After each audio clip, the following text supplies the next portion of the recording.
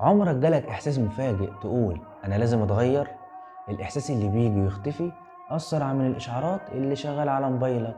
تبقى قاعد وسط الضحك والكلام وفجأة تلاقي قلبك شدك ناحية السكون. عارف اللحظة دي؟ دي مش حالة، دي رسالة.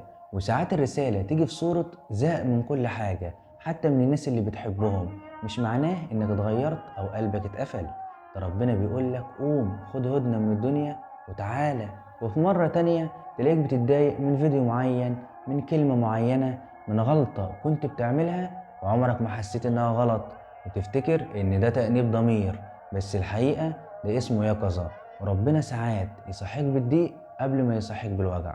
إحنا جيل مشغول، مشغول لدرجة إن الرسايل بتعدي من جنب ودنا وإحنا فاكرينها أفكار عابرة، مع إنها ممكن تكون أقرب دعوة للهداية. جرب بس لما الصوت الداخلي يقولك كفاية تسمع، ولما يقولك ارجع تقوم، ولما يجيلك إحساس مش مفهوم ما تهربش منه، لأن غالبا الإحساس ده جاي من مكان أعلى بكتير من دماغك. ومتنساش تصلي على النبي. سلام.